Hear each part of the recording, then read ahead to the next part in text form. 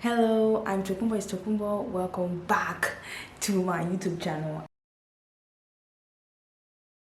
I literally have not posted anything since November. I don't know the precise date, like November 20 something. I literally haven't posted anything, and I don't remember what the last thing I posted is. But that's another talk for another day. Today we're reviewing The Batman. I saw this yesterday, so it's really fresh in my brain. I actually have a lot to tussle with it, but I don't want this review to have spoilers, and so because of that, best option is just to give you my real just thoughts, not too much of opinions, just thoughts on it. Because if I start giving opinions, I'll be biased about it. But let's get straight right into it. This Batman, The Batman, because that's the way it was titled, is actually directed by Matt Reeves, and the only other work I've seen from Matt Reeves, or he had his hand in, is Planet of the Apes. Or I think I've only seen one of the Planet of the Apes actually. I'm not a big fan of those movies, but it's good. And I think I saw last year or so, I saw a movie, Mother Android, with Chloe Grace Moretz. The plot itself was fine, but then the movie itself was but he didn't direct that movie, but he had his hands in the movie, and so that's the only work I've actually seen Matt Reeves in. So to kind of see The Batman yesterday, my thoughts, I didn't have like a big opinion of who the director is going into the movie, so I think that actually did help.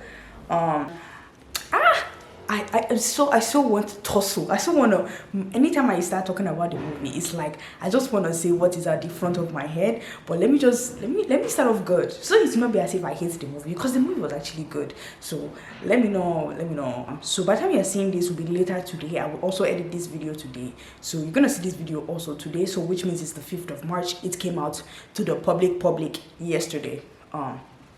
But let me start off by saying that cinematically, it's really good. Like, it's well done. And I'm saying that because if you watch it, you're not going to see something where you're like, that looks wonky. There are some things that, yeah, no matter what, you're going to say, oh yeah, that looks wonky. But realistically, cinematically, it's good. If you're expecting a playboyish, Ben Affleck-y, Christopher Nolan's Batman, you're not going to find that there. This is not that. This is traumatized, sinister, traumatized, I need a therapist Batman. He still has his flashy cars. He still has the flashy cars. He still has the underground, I'm rich, Bruce Wayne. He's still that Batman, but he's not he's reclusive Batman, reclusive, I need therapist Batman. He's not, I want to go to a party, I love ladies Batman. If you're looking for that, don't bother. It's not it. Matt Reeves kind of did not hide the fact that Batman is still human. He's not a superhero. I feel like he looks more of like a vigilante in this movie. He literally didn't look like because superheroes, they seem like a shield, like they can't die or something. But you have to remember that Batman is human, and I think this movie really highlighted that fact that he's human and he can die. And if they shoot him to the head, I mean, his helmet also is kind of, I don't know if it's bulletproof, because most of the time they were shooting into his chest, but he can die. And I felt like sometimes when he fell off something, he would limp. But other Batmans, I'm not here to compare this movie to other Batmans. I'm not gonna do that. But it's always like they seem indestructible, but this Batman is human, and I feel like I like the fact that he really highlighted that fact. You do have to remember that he doesn't have, his superpower is his money, although this one didn't feel that way also. Of all the Batmans I've seen, he is the one that is most accepted by the police. Why I say that is, you see him in the daylight. Other Batmans, you only see them at night. You see Batman in the daylight. He's not afraid of going into, like, actually he's even accepted. They don't really accept him, but at the same time he still goes into crime scenes. You see him in crime scenes. You see him working very close with James Gordon, and which I'll come back to, and you really do see him doing his thing. I feel like this movie really gave me vigilante vibes. I didn't really see him as a superhero. I saw him as a vigilante. I'm sorry, that's just how it is. And even let's face it, realistically, what's the difference between a vigilante and a superhero? At least a good vigilante is that not a superhero? So yeah, that's how I saw it. Now let me say something that I want to tussle with, and I'll only put it out there. I'm not here to spoil the movie for you. Jeffrey Wright, Detective Gordon, had more screen time than Selena Kyle, than Zoe Kravitz. Jeffrey Wright had more screen, and that's how they did it for Dune too. Why is Jeffrey Wright not on the marketing junket if he actually has more screen time than Selena Kyle? I don't know why. Why is Zoe Kravitz in the press junket more than this guy? And I feel like the reason why they're doing it is just because they just want to have a male cast, a female cast, and I feel like Zoe Kravitz will have more traction than Jeffrey Wright is if you look at it from the marketing perspective. But the truth is, I loved the fact that there was just this kind of trust relationship between Batman and Detective Gordon. It made him seem more of like a down-to-earth Batman. It's just how I saw it. Because the other Batmans always seemed unreachable.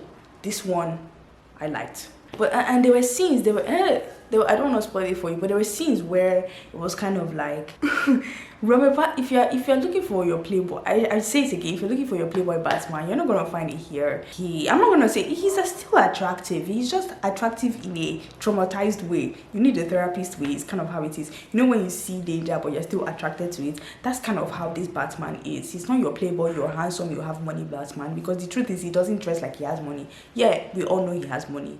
He does drive a flashy car. Apart from that, if you see him walking on the streets, especially with his stupid haircuts that they gave him, oh no, it's like no.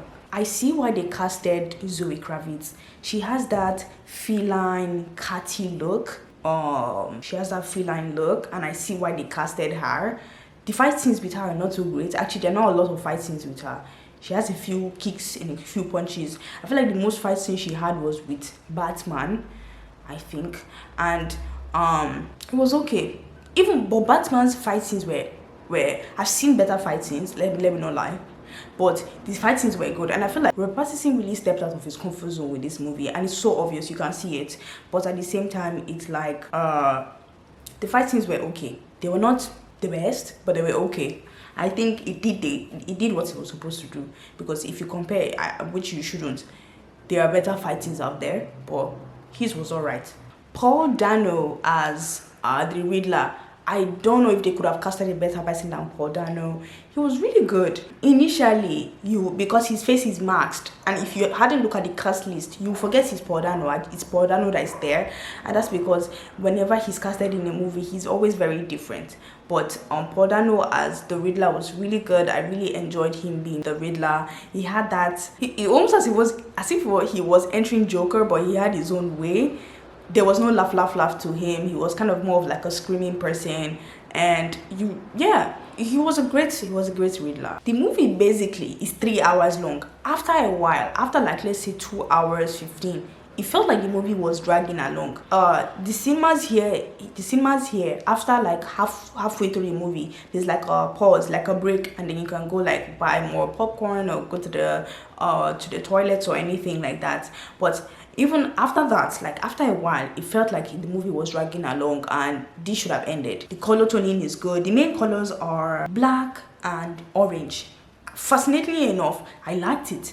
There were a lot of scenes with like orange coloring, sunset, sunrise, and the main colors were just black, orange, a little bit of blue. There's this flying scene that I did not like. It looked wonky, but that's fine. That's just my opinion.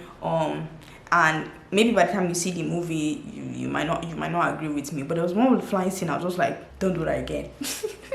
Robert Pattison has come a long way, especially when you see the movie. And I'm a big Robert Pattison fan. I've seen most of his movies. From let me highlight his main roles from Harry Potter, Twilight, of course, Good Time, this movie, and his other movies in between, Tenet. He has come a long way, and honestly, even Zoe Kravitz, she too, but mainly Robert Pattison, he's come a long way. I loved Jeffrey Wright in this movie. I've seen a lot of movies with Jeffrey Wright, and I felt like I love the fact that he had more screen time in this movie. I wish he was on the press junket. This is the first movie where I've seen Alfred Pennyworth, who on the circus acted. He didn't have that much of a screen time.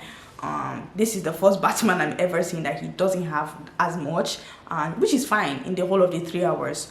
And the soundtrack wasn't bad.